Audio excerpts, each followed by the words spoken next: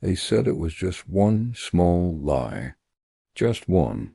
A missing receipt, a misplaced timeline, a harmless cover-up. But in every lie, there's a doorway.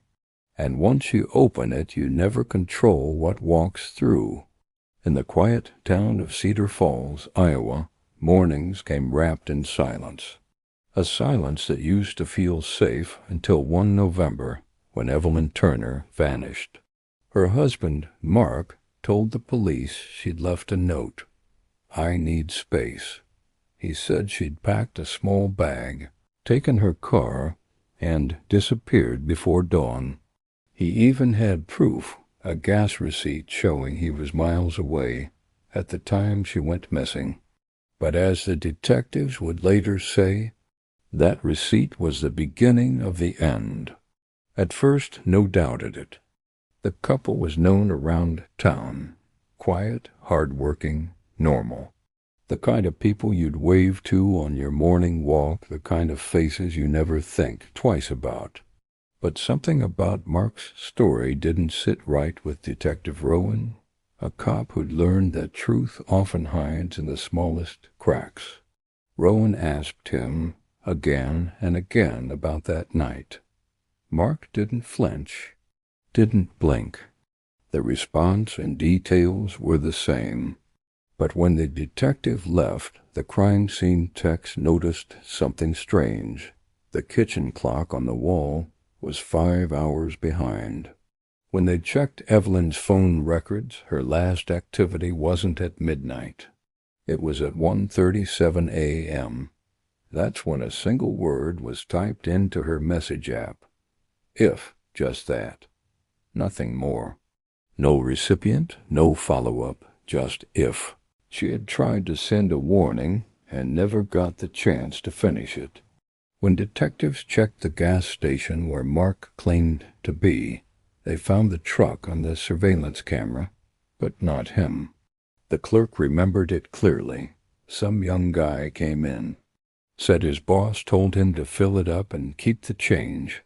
Mark had paid someone to use his card. A clean alibi. But that single favor, that single info, was the thread that began to unravel everything. 2 days later, a city worker unclogging a storm drain found a phone wrapped in a tissue, caked with mud. Evelyn's phone. It was 3 miles from their home. And when it was powered on, the same half-written message appeared. If, by then Mark had become defensive, angry, he accused the police of harassment, of twisting the story. But behind every act of defiance is fear wearing a mask. Neighbors recalled a scream that night, just one. Then silence. The kind that chills you because it feels too deliberate.